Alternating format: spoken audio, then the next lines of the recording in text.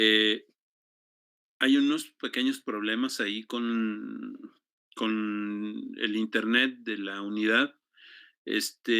Yo quería ver si podíamos iniciar con Proteus, con la parte de a ver si podíamos hacer una práctica, pero, en base a que nos están limitando un poquito, lo vamos a dejar a ver si para la próxima semana ya está mejorado ahí el Internet, porque solamente nos van a permitir con 2 con un solo elemento, que viene siendo una o una tablet solamente, no, una de escritorio, y donde yo tengo el Proteus es en una de escritorio. Entonces, nos limitaron ahí un poquito porque hay algunos problemas con el Internet de la unidad. Y entonces, por eso, pues, vamos a dejar un poquito, esa parte de las prácticas, pero las haremos a lo mejor la próxima semana. Ojalá ya la próxima semana, pues, ya esté controlado eso del Internet. Entonces, siguiendo, pues, terminamos la unidad número 2 con motores de corriente continua y generadores. Me falta por ahí, una parte de lo que es el motor, el motor de corriente continua sin escobillas, pero es una parte que casi la mayoría de las veces me gusta dejarles una investigación en esa parte, ¿no? Aunque, pues, les voy a mostrar rápidamente una figura de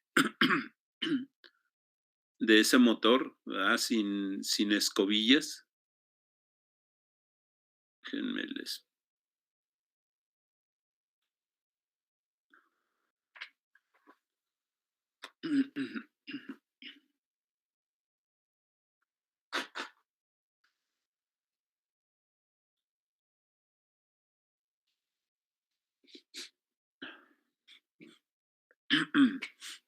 Bueno, entonces aquí dice que el motor, pues, tiene o me voy a ir directamente a lo que viene siendo una imagen que puede ser el esquema de un motor, sin sin escobillas, que puede ser esta parte, donde a veces se maneja. Ahora, no siempre es la misma estructura, ¿verdad? Pero más o menos es algo o es un esquema de lo que funciona, ¿verdad?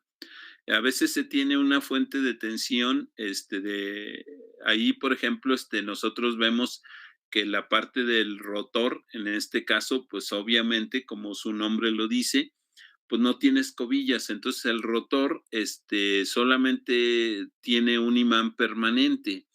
En este caso, pues ya no se alimenta la parte del rotor con una alimentación de un voltaje y de un voltaje variable, ya es un campo magnético fijo con un imán permanente, y de esa manera es como puede trabajar, ¿verdad? Se pueden detectar o se pueden utilizar ciertos interruptores para sus circuitos de control, ¿verdad? En este caso, es muy parecido o diríamos que estaríamos hablando del principio también de motores de corriente alterna, cuando es un motor sin escobillas de corriente continua. ¿Por qué? Porque el motor de corriente alterna normalmente no tiene escobillas, entonces tiene una parte también, un rotor que puede ser de jaula de ardilla o rotor de vanado, que pueden tener sin un campo magnético, se conoce ahí como un campo magnético débil, y que no es más que tener una especie de imán o un campo magnético con ciertos materiales, ¿no?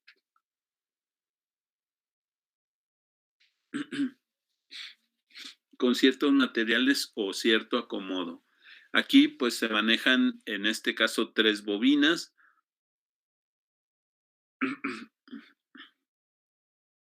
que puede ser su funcionamiento de cada una de ellas, como está separados, digamos, como el sistema, como si fuera un sistema trifásico.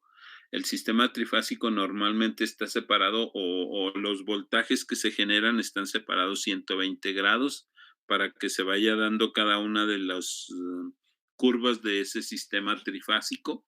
Entonces, es algo un poco parecido a esa parte y, pues, por eso recibe el nombre ¿verdad? Sin escobillas, porque tiene imán y tiene sus bobinas, que sus bobinas pueden ser controladas de acuerdo a lo que yo quiero o de alguna manera controlarlas, controlar esa parte de su alimentación. Aquí no estamos hablando de un sistema trifásico, aunque parece, ¿verdad? Porque estoy dividido en tres partes, pero si ustedes se fijan, pues está conectado solamente el positivo a esas tres partes. Y ese positivo se puede utilizar interruptores electrónicos para cada uno o para que funcione o de alguna manera funcione esa parte, ¿verdad? Ahí se ve en la parte donde dice sensores fotoeléctricos de posición, están las tres partes, digamos, están los 120 grados separados, donde inicia un sensor primero, que es el sensor A, donde después tiene el sensor B y el sensor C, donde abarca cada uno de ellos esa parte de ese diagrama, ¿no? Digamos que puede ser que yo ponga a trabajar esos imanes y ese interruptor, más bien el electroimán, ese interruptor que funcione a los primeros 120 grados, una bobina, los segundos 120 grados, otra bobina, aunque se empalman dos bobinas para de tal manera que cuando una bobina llega a su punto más alto, la otra vaya bajando y la otra parte va a ir subiendo. ¿Ah? Déjenme les muestro más o menos en cómo sería esa parte.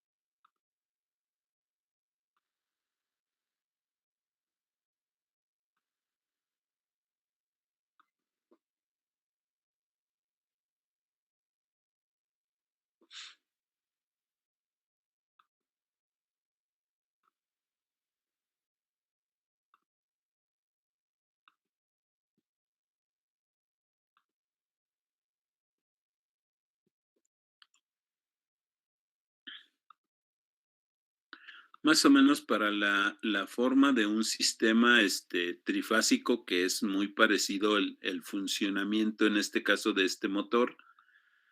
Normalmente se generan tres formas de onda. Las vamos a poner de diferentes colores. Por ejemplo, la primera forma de onda parte del cero, de lo que viene siendo la corriente alterna, y es más o menos la parte similar al motor, esa parte. ¿Ah? Ok, de ahí parte la primera forma. La siguiente, a 120 grados, ¿verdad? Aquí sería aproximadamente donde inicia la otra parte de esa curva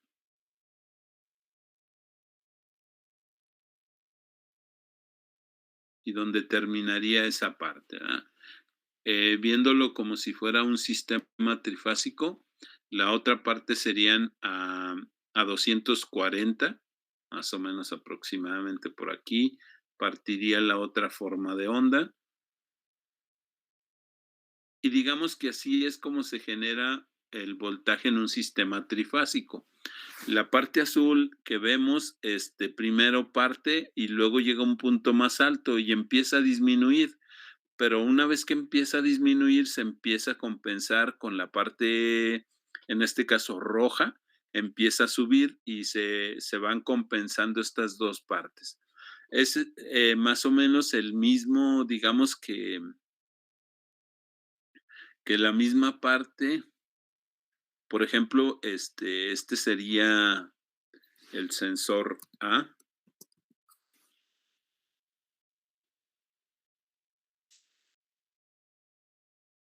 El sensor A para el motor sin escobillas, que abarca esa parte, y luego iniciaría el sensor B. luego iniciaría el sensor C, y de esa manera es como van, trabajando los sensores con los motores de un motor de corriente continua sin escobillas. Va entrando cada uno de los sensores y le va proporcionando energía a esa bobina. En este caso, pues es muy parecido a cómo se genera el sistema trifásico, donde parte de cero, llega a un punto más alto, que viene siendo su amplitud ahí, y luego ya empieza a disminuir, pero ya una vez que empieza a disminuir, empieza la otra curva a subir y de esa manera se compensa lo que va disminuyendo para que sigas o para que se siga teniendo ese voltaje o esa amplitud máxima que pueden ser 220 o 440 o no sé, el voltaje que se genere, ¿verdad? Entonces, de esa manera también funciona el motor sin escobillas, ¿verdad? Que cada uno de ellos pues serían los sensores y es esa parte que nosotros veríamos aquí en la imagen, ¿verdad?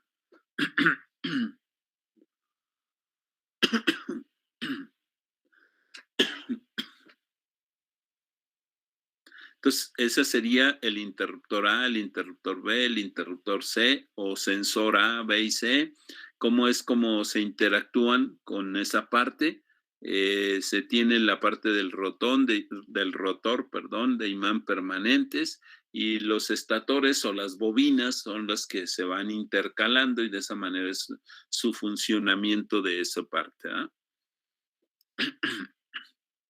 Entonces aquí nos dice más o menos que los sensores pues tienen un efecto, se consideran fotoeléctricos, hay 3 sensores, cubriendo cada uno de ellos un rango, como aquí menciona, de 120 grados, están situados en la parte delantera, ¿verdad? Tienen una apertura de 120 grados y de esa manera pues se va dando en base a la posición del eje del rotor, ¿verdad?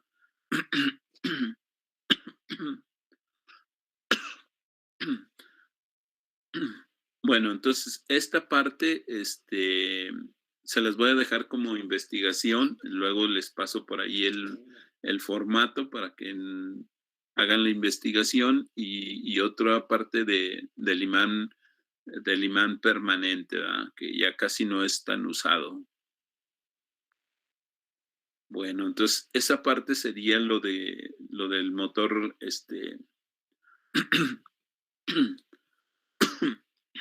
sin escobillas.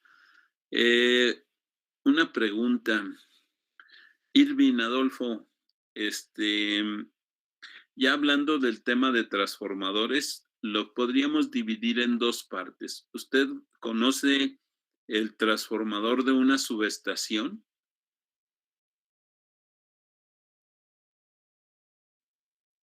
Sí lo he visto, pero realmente no así como a detalle. Ok, muy bien. Mm, otra pregunta, Paulina Rubí, ¿usted conoce el transformador de control que se utiliza para, por ejemplo, para el control de motores? No, profe, la verdad no. Ok, bueno. ¿Alguien, alguien conoce, por ejemplo, o que haya utilizado un transformador para control y de cuánto a cuánto? ¿Cuánto voltaje de entrada, cuánto de salida?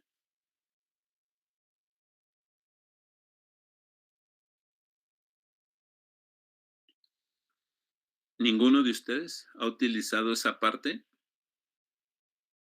Creo que no, bro. ¿No? Ok, bueno. Bueno, pues para partir de ahí en ese punto, ¿ah? Bueno, como les menciono, puedo utilizar dos transformadores diferentes. Digamos uno para control y otro para, a veces se maneja como alta o baja o media tensión. Cuando yo utilizo un transformador, por ejemplo, de una subestación, pues tiene mucho más elementos que un sistema de control de un motores, ¿verdad? Hablando de un sistema de subestación, por ejemplo, es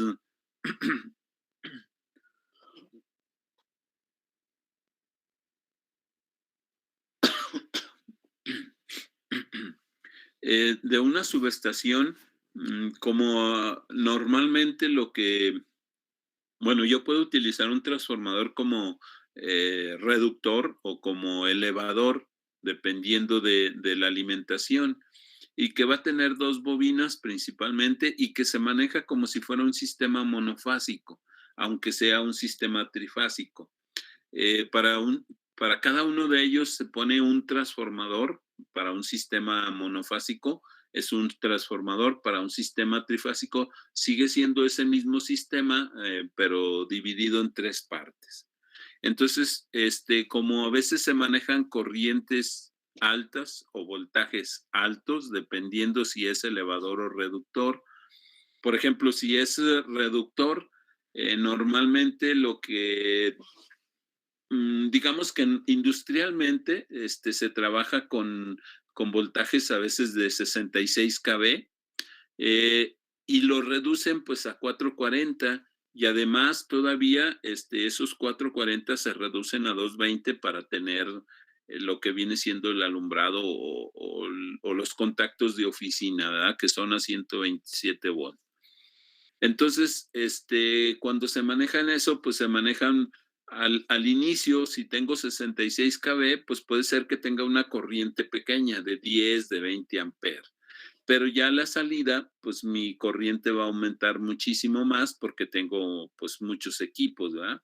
Entonces puede aumentar pues bastante esa parte. Entonces ahí se utiliza en los transformadores un sistema de enfriamiento, y para el sistema de enfriamiento hay transformadores que se manejan en seco y hay transformadores que se sumergen en aceite. Cuando se sumergen en aceite, el aceite tiene que tener una característica. Tiene que ser un dieléctrico, quiere decir que no conduce. Entonces, ya tengo un recipiente donde voy a meter ese transformador, lo voy a meter en un sistema de aceite para que tenga un sistema de enfriamiento. Incluso tiene radiadores que naturalmente se enfrían, que puede ser también a veces enfriados por agua. Obviamente el agua no está, el transformador no está sumergido en agua porque tiene partes vivas. El decir partes vivas quiere decir que tiene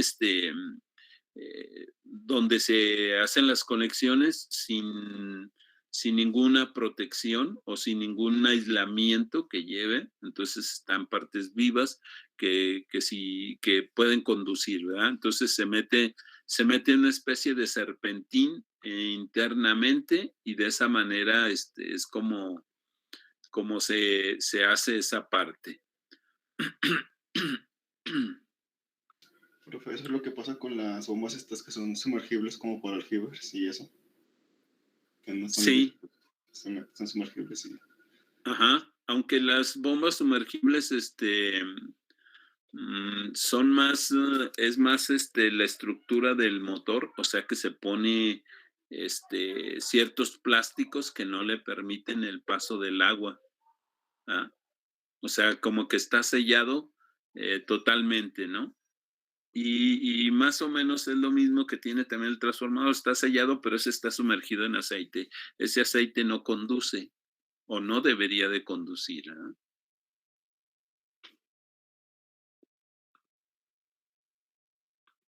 Porque ya hablar de bombas sumergibles, pues sí esas sí están, incluso pues la misma agua hace de enfriamiento para el motor, ¿verdad? Déjenme les muestro una imagen de un transformador.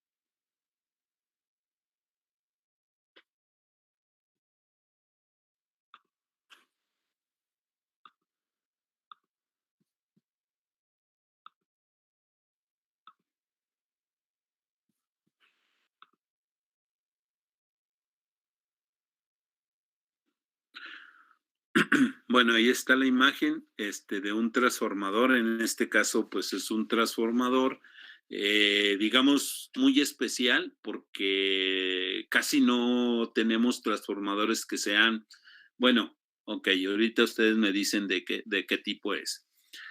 Ustedes ven, por ejemplo, las letras H, H1, H2, X1, X2, X3 y X4. Eh, Normalmente, en un transformador, cuando ves tú la letra H, significa que está del lado de alta tensión o que tiene alta tensión. Cuando la terminación es en X, es la salida. En ese caso, la salida, pues también puede ser que sea menor voltaje, ¿verdad? Entonces, cuando nosotros vemos un transformador, en este caso, de una subestación o un transformador que está cercano a su casa y si tiene esas letras, la H significa que tiene su alimentación primaria y que es del lado de alta. En caso de que sea reductor, si es elevador, pues cambian las condiciones, ¿verdad? Y la parte secundaria, pues normalmente se conoce como las letras de X. Es más común, ¿verdad? Nosotros encontrar industrialmente que en un voltaje mayor lo reduzcamos, ¿verdad? Que no es al lado contrario, ¿verdad? Que tengamos un voltaje pequeño y lo elevemos. No es tan común. Es más común el lado de alta hacia el lado de baja. En el lado de alta, en este caso, tiene solamente dos fases. Es un sistema bifásico, pero se obtiene un sistema trifásico a la salida. X, X1, X2, X3 y X4 representan la salida o el lado secundario de ese transformador. Ustedes ven del lado derecho las bobinas, ahí dice mediana tensión y baja tensión, donde está un núcleo de hierro y donde está en ese caso un embobinado y está el aceite refrigerante o dieléctrico, ¿ah? Tiene más un poquito, digamos, la estructura interna de ese transformador, donde nosotros vemos las partes que tiene, ¿verdad? Tiene soportes, tiene dependiendo qué tanto control podamos tener de ese transformador. Lo que voy a tener es control del nivel del aceite, lo que voy a tener es control de temperatura, del control de presión que pueda generar, incluso, pues puedo tener, aunque eso se hace ya en laboratorio, el aceite normalmente cuando va pasando su periodo, a un determinado tiempo, a 10 años, a veces se dice que ya tiene humedad y obviamente la humedad hace daño porque la humedad sí puede conducir, o sea que sí se le forman gotas de agua en esa parte, entonces se saca esa muestra y se va, analiza y luego ya se le pone una bomba donde se recircula ese aceite y se le va quitando esa humedad y se le quitan impurezas. A veces ahí, aun cuando digamos que no se tiene contacto o no se abre y no le pueden entrar, no sé, partículas, pues sí se generan esas partículas por medio del cobre. Entonces, se trata de quitar toda esa parte. Aquí, pues se tiene una capacidad también de cuántos kVA, de 50 kVA, obviamente son de 100, 150, dependiendo de la carga instalada que tenga en un sistema industrial, ¿verdad? Entonces, este es un sistema industrial. eh, Ahí se manejan dos tipos, uno que se llama acorazado, ¿verdad? Donde el embobinado es lo que determina esa parte. Por ejemplo, yo puedo tener, aquí le voy a dibujar bueno, trataré de dibujar un transformador donde puede tener su alimentación y toda esa parte dividido en dos partes, ¿no? Puedo tener un transformador con esta parte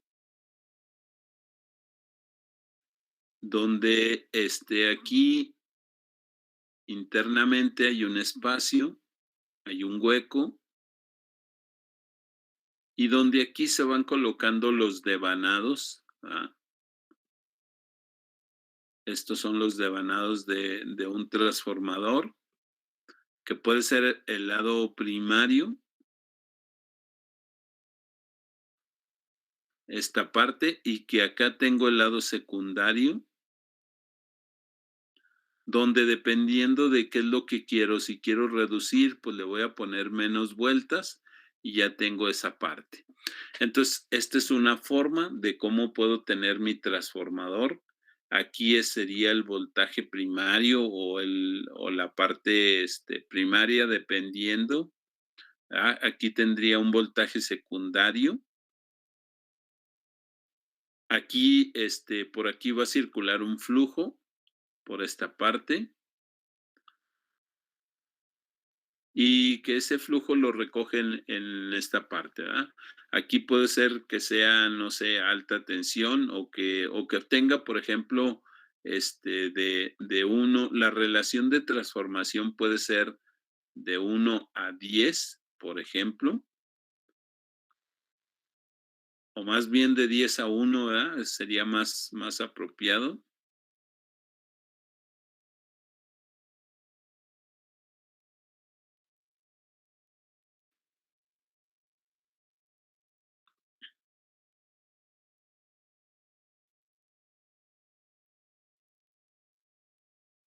De 10 a 1, o depende ya ahí, ¿verdad? O puede ser que sea de 1 a 10 si lo quiero elevar. Eso quiere decir que de 10 veces el voltaje voy a sacar un solo volt. Por ejemplo, para poner un ejemplo pequeño, si aquí entraran 10, acá va a salir 1. Si fuera la inversa, aquí entra 1 y salen 10. O sea, puedo tener esas dos formas, ¿verdad? Y esa es una forma de cómo se pone un transformador. Existe otra forma del transformador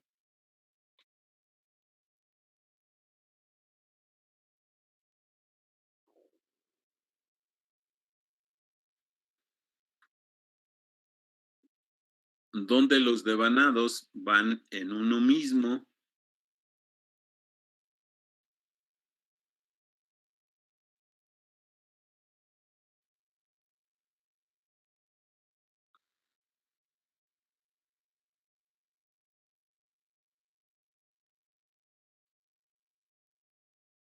Entonces está colocado aquí y aquí mismo va un devanado.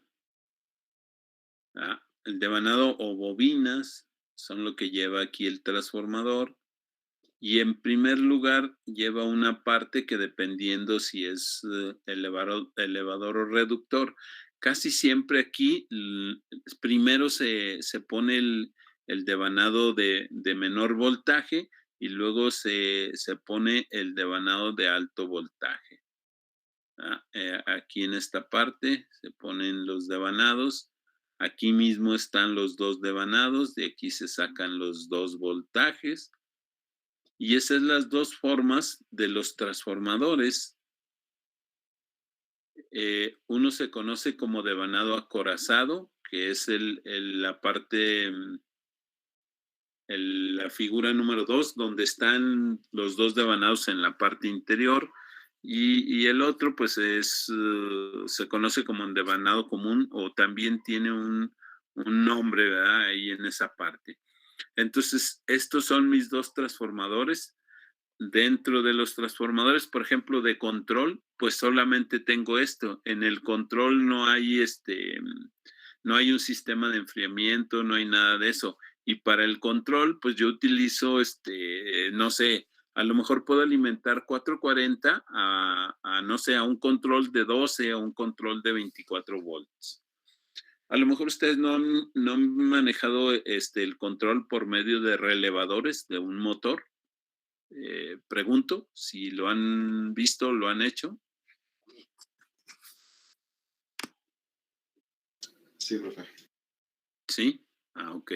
Bueno, entonces ahí, por ejemplo, hay un sistema o hay dos sistemas que puedo tener.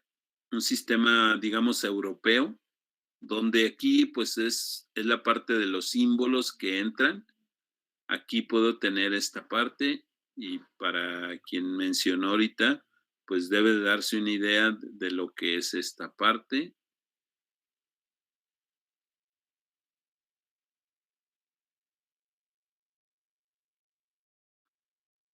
Este viene siendo el control en un sistema europeo.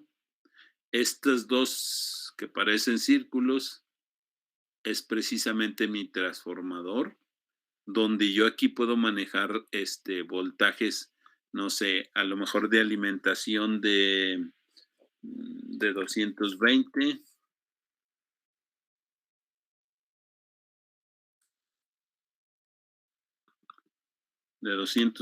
o de 440, y mi salida de ese voltaje pues pueden ser desde 120, 24 volts, 12 volts. Entonces yo manejo esa parte y eso es lo que maneja en este caso, este transformador, que puede ser alimento 220 o 440, y tengo mi salida 120, 24, 12 volts, dependiendo del control de las bobinas que se manejan. Entonces, esa es la parte de una pequeña introducción en cuanto a los transformadores y los elementos que forman parte de ese transformador.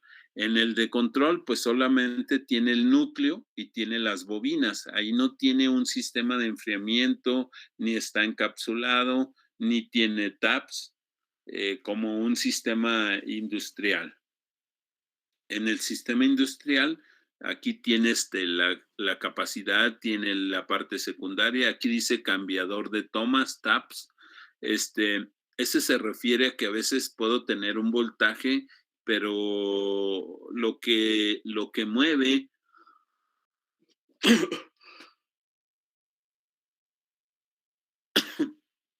o lo que a veces se necesita es un poquito más de corriente. Por ejemplo, los centros de cómputo tienen una característica ahí muy especial a veces en cuanto al voltaje que se les alimenta. Yo puedo tener un voltaje de 127 volt, por ejemplo, y puede ser que mis equipos no funcionen. ¿Por qué? Porque puedo tener una potencia de tal manera que no me da esa corriente que yo necesito. Normalmente puedo tener, por ejemplo, no sé, para lo que acabo de mencionar, puedo tener una tablita donde lo hace ese transformador, donde puedo tener, vamos a suponer que estoy trabajando con 127 volt y que me da una corriente de 30 amperes, como es más o menos lo que es la casa, ¿eh? Pero yo le puedo reducir 120 y puedo aumentar un poquito la corriente. ¿Cuánto me da 127 por 30?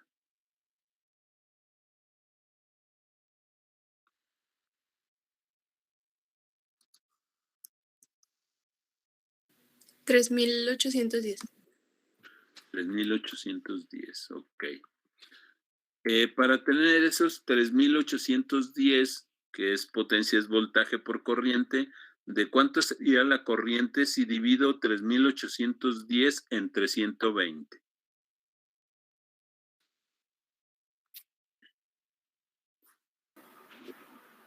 31.75. 31.75 y vuelvo a tener 3810. Tengo la misma potencia. Lo que hago es jugar con esos valores, ¿verdad? Todavía le puedo reducir, a lo mejor 110. Con 110, ¿cuánta corriente tendría? O sea, 3810 entre 110.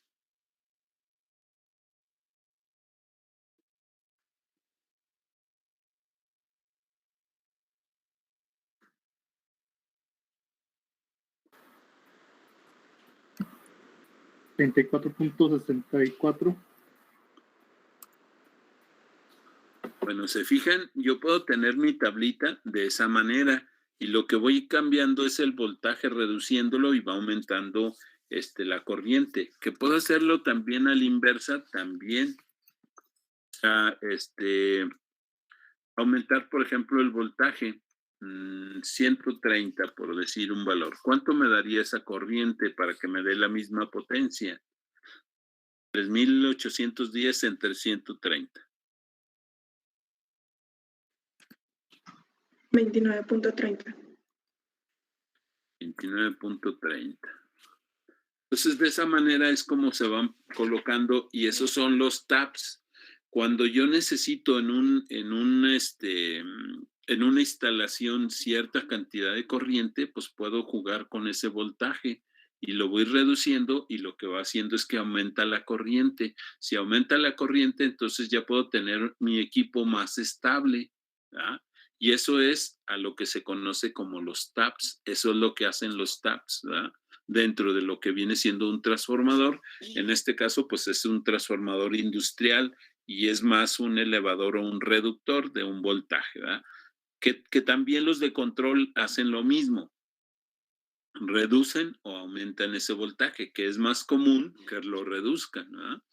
Porque, por ejemplo, nosotros no tenemos voltajes de 12 o de 24 o esa parte, ¿verdad? Y a veces los controles, por ejemplo, se manejan 24 o 12 volt, incluso las lámparas que indican la posición del motor, que puede ser con una parte verde o un color rojo, que indican esa parte, ¿no?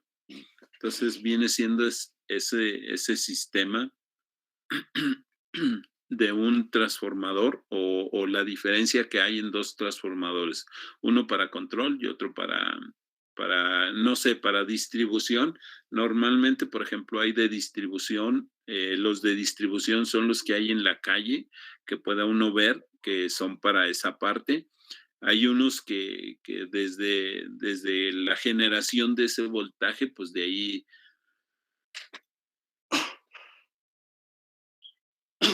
desde, desde ahí se utiliza un transformador para elevar ese voltaje, para elevarlo, no sé, a 220 kV o a 440 kV. Ahí creo que incluso ya están hasta en 500 kV. O sea, se eleva muchísimo el voltaje para que la corriente se reduzca y pueda transportar todo eso y pueda llegar, no sé, a un sistema industrial o un sistema residencial. Entonces, ahí difieren los elementos. El transformador digamos, para alta tensión, pues utiliza todos estos sistemas, ¿verdad? Incluso hay quienes tienen válvulas de sobrepresión. El tapón también tiene un sistema de tierra, tiene su estructura donde está sumergido, que nosotros vemos la imagen del lado derecho, donde ya está sumergido, la parte interna de cómo está conectado. Está conectado a un sistema bifásico y puedo tener un sistema trifásico a la salida. Ahí es un arreglo que se puede hacer incluso a veces hasta con capacitores para que puedas tener de un sistema bifásico a un sistema trifásico. Pero no es tan común. Lo más común es que tengas tu sistema trifásico alimentado en el lado primario y tu sistema trifásico en el lado secundario. Ya de ahí tú distribuyes los voltajes como los necesites, ¿verdad? Por ejemplo, yo puedo tener mi sistema trifásico y puedo tener, bueno, ahí puedo tener mis 3 líneas de alimentación.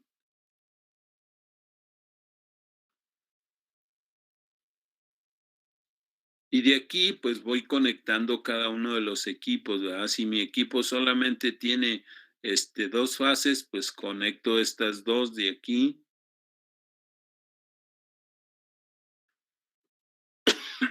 Y de ahí voy sacando todo mi sistema, ¿no?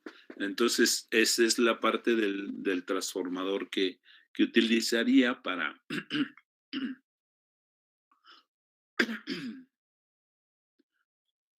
un sistema trifásico, ¿no?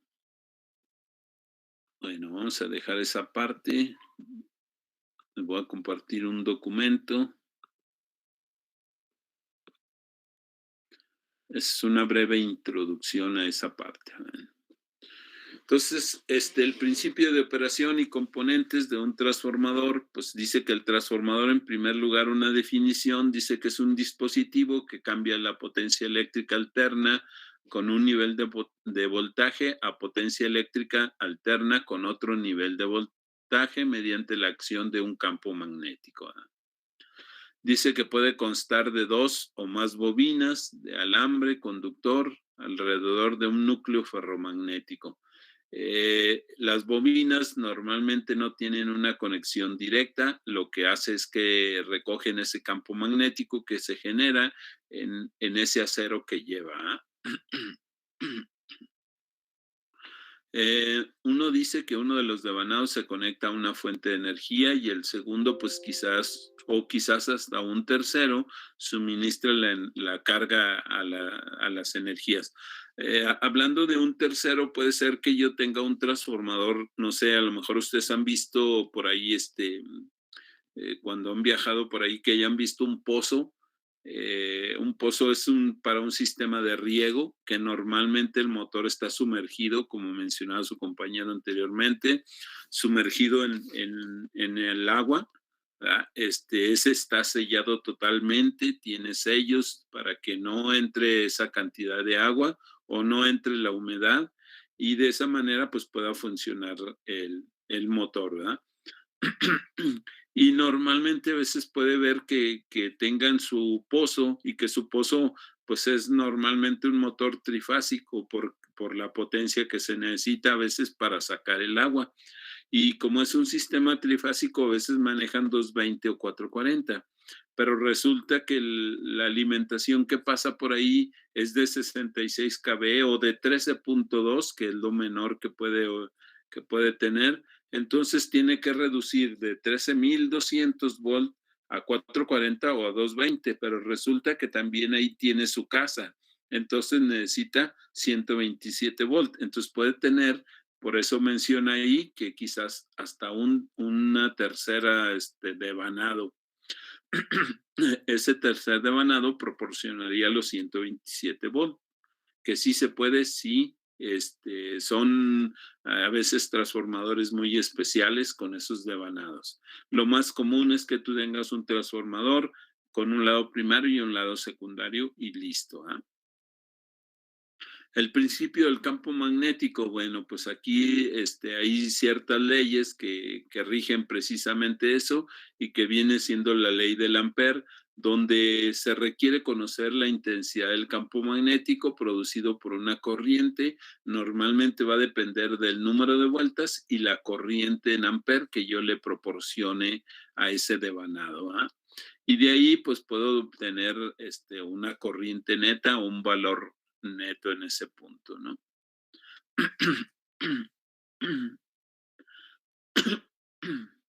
Los materiales que se utilizan para que ese campo magnético circule por ahí, pues se conocen como materiales ferromagnéticos y que a veces son aceros los que se ponen en ese punto, ¿no?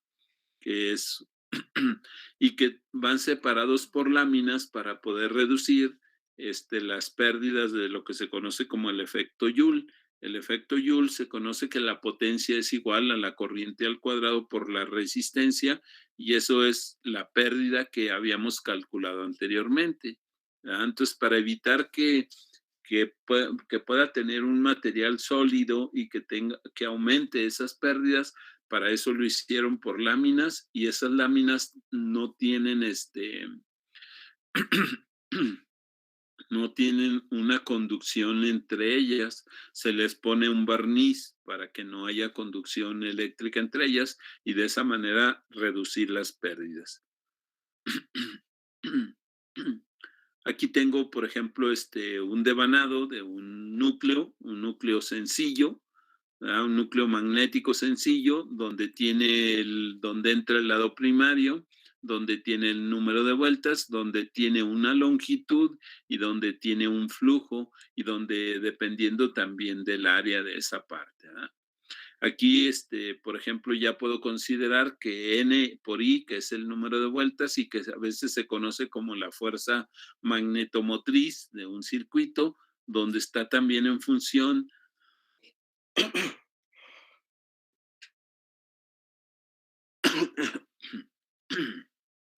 donde está en función de la intensidad del campo magnético, que se conoce como H, y de esa manera se puede conocer de cuánto es la intensidad y que aparece a veces otras formas de cómo yo puedo conocer más datos, como viene siendo la densidad, que en ese caso la densidad viene siendo de B, ¿verdad?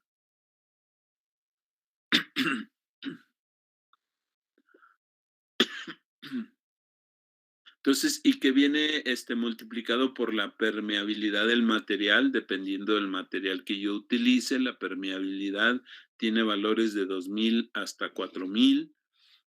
Bueno, en ese rango es donde mejor se maneja, puede tener menor o mayor, pero ese es el rango que menor se maneja. ¿Ah? Entonces, de ahí, pues hay ciertas fórmulas que vienen siendo determinadas y que también hay una permeabilidad, en este caso del espacio libre, se denomina así, o el aire, ¿verdad? Un espacio que pueda tener un transformador. Déjenme ver a ver si está aquí el transformador. Creo que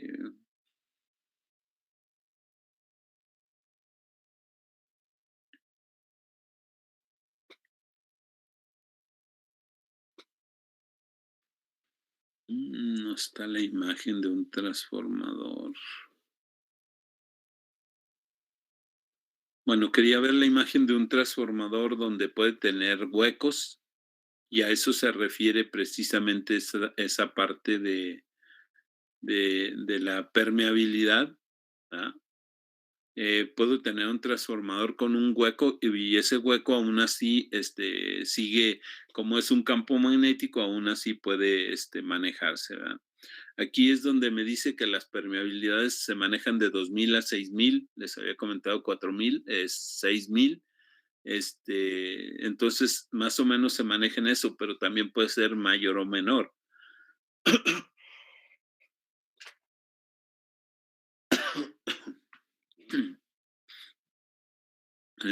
Aquí, pues maneja para el flujo de cuánto, pues se manejan ciertas fórmulas, la ley del Ampere, ¿verdad? Principalmente, y de aquí los circuitos magnéticos que los puedo relacionar con un circuito eléctrico. La primera imagen es un circuito eléctrico, la segunda es un circuito magnético y se manejan o son muy parecidos. Tiene un voltaje, una corriente y una resistencia en el circuito eléctrico. En el circuito magnético tiene una fuerza magnetomotriz que viene siendo como si fuera el voltaje, tiene un flujo como si fuera la corriente y tiene una reluctancia, se conoce como reluctancia, como si fuera una resistencia. Y los tipos o las formas de cómo, de cuáles son de cuáles son las formas de los transformadores, es lo que les había mencionado, de tipo núcleo y de tipo acorazado. Aquí está en la parte de abajo, el tipo de transformador acorazado, donde están los devanados a veces le llaman a esta parte donde está el embobinado pierna, donde está la pierna de ese transformador, ahí mismo están los dos devanados. A diferencia de acá de la parte superior, los devanados están separados o pueden estar separados en un espacio como el que habíamos dibujado anteriormente. ¿Ah? Entonces, estos son los dos tipos principales o los dos tipos de transformadores, tipo núcleo y tipo acorazado. El acorazado es donde están los dos devanados en el mismo lugar y en el tipo núcleo son devanados de un lado y devanados del otro lado primario y lado secundario, que puedo elevar o puedo reducir. Es lo mismo, utilizar un transformador. Por ejemplo, si tengo un voltaje de 220 y lo quiero elevar a 13200, pues puedo tenerlo o cambiarlo si mi alimentación es de 13200 y quiero obtenerlo a 220. Entonces, lo único que cambia, pues, es la posición de la parte primaria y secundaria. ¿Ah? El de control, pues viene siendo esta imagen que ustedes ven ahí del lado derecho, pues ese es el transformadorcito de control, ¿verdad? Donde no está sumergido en nada, donde solamente tiene sus devanados, donde tiene su lado primario, donde tiene su lado secundario, tiene el núcleo, que es toda la parte metálica, tiene las bobinas. Esas son las partes de un transformador de control. De un transformador, en este caso de distribución o de alimentación de una subestación o de una parte ya de distribución de la energía, pues sí tiene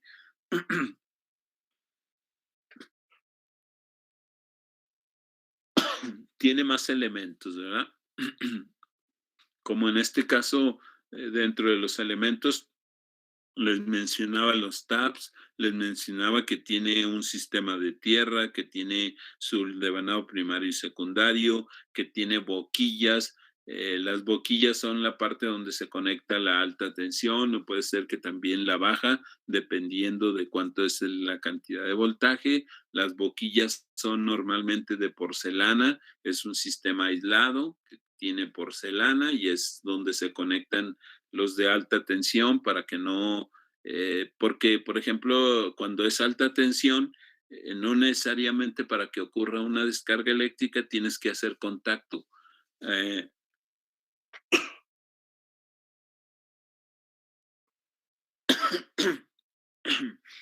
a determinada distancia, brinca la corriente y ya puedes tú sufrir una descarga eléctrica. Entonces, más o menos, esos son los transformadores, las formas de esos transformadores, de cómo se obtienen. Aquí, por ejemplo, es el espacio o el hueco, a veces se conoce como efecto marginal, donde tiene un espacio sin metal, pero como es un imán, pues puede, o se forma como si fuera un imán, donde puede conducir ese campo magnético. Obviamente las distancias son pequeñitas, separados, pequeñas, para que pueda conducir pues ese campo magnético. Luego lo veremos con un ejercicio, esa parte, ¿verdad? Y también, pues, ver la comparación con el circuito eléctrico y donde también se considera, por ejemplo, para los circuitos, pues hay resistencias de diferentes valores. Para un circuito magnético, pues en ese caso, bueno, está por terminar la parte de que me cierren Meet. Ah, ahorita nos volvemos a conectar en caso de que se vaya ya o se cierre el sistema. Bueno, les mencionaba que también cuando cambia el área de ese transformador, puede tener diferentes resistencias o reluctancias, ¿verdad? Que es más,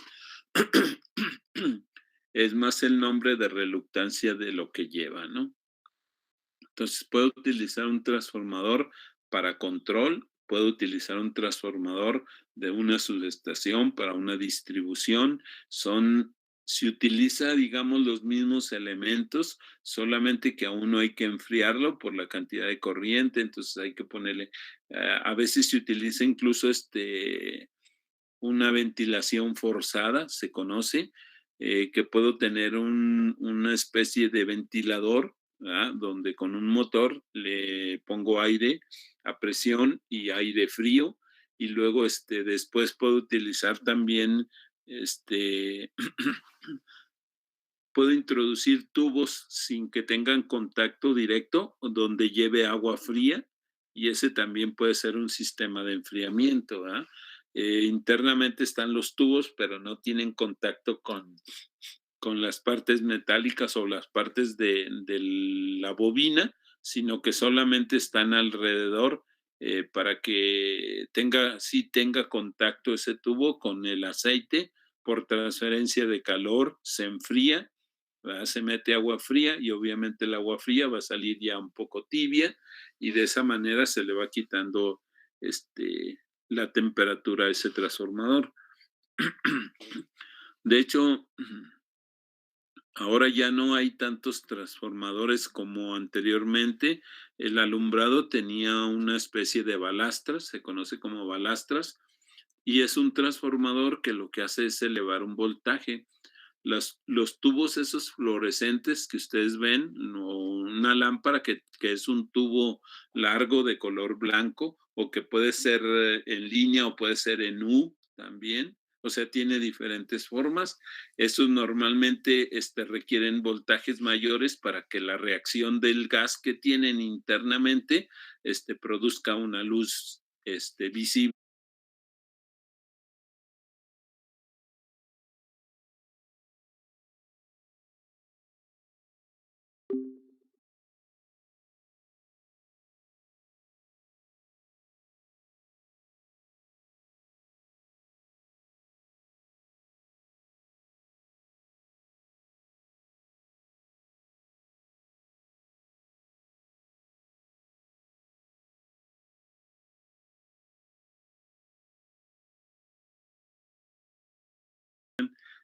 Cuando están conectadas en paralelo, pues tienen el mismo principio de un circuito eléctrico, ¿verdad? De resistencias en paralelo.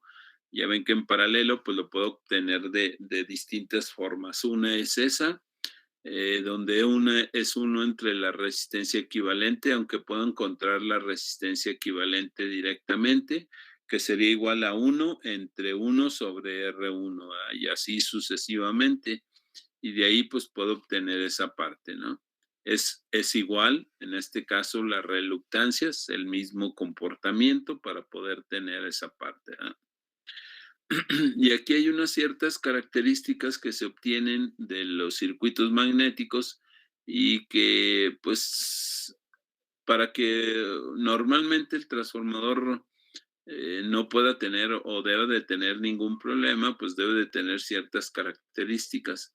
En este caso, la primera dice que, por ejemplo, el circuito magnético supone que es un flujo confinado dentro de un núcleo, lo cual no es cierto. Entonces ahí, pues lo que sucede es en base a las pérdidas que pueda tener. Que la permeabilidad de un núcleo ferromagnético es de 2000 a 6000 veces la del aire, pero también hay una pequeña fracción que se escapa, perdón, del núcleo, de lo que es el aire, y que también el flujo que sale de ese núcleo a veces se denomina, o se denomina más bien, flujo disperso, ¿verdad? Y que el cálculo de la reluctancia supone cierta longitud media y cierta sección de transversal del núcleo. ¿Qué quiere decir? Que hay que medir todo el recorrido que hace ese flujo y hay que ver cuánto es el área que tiene. En caso de que se vaya reduciendo el área, se va poniendo diferente reluctancia.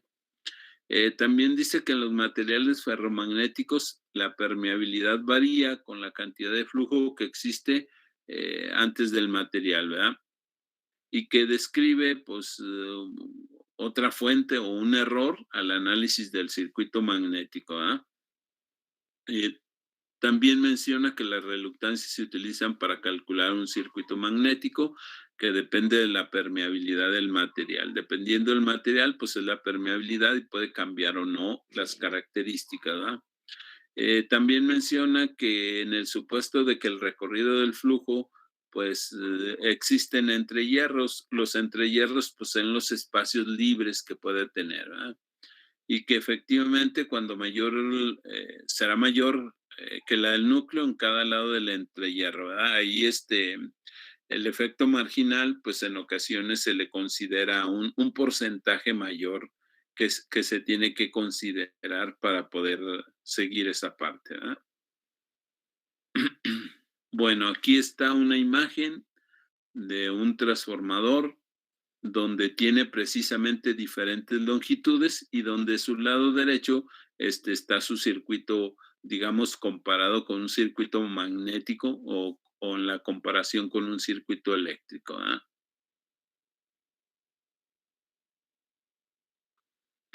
Entonces, de esa manera, pues se hace el circuito y se analiza con esas características. Aquí le vamos a dejar, en la siguiente hacemos precisamente esa parte, ¿no?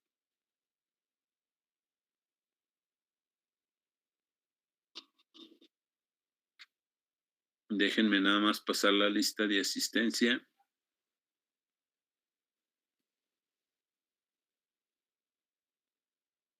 Susana Aguilera. Presente. Ok, gracias. Carlos Arturo. Presente. Ok. Eduardo Octavio. Presente. Ok.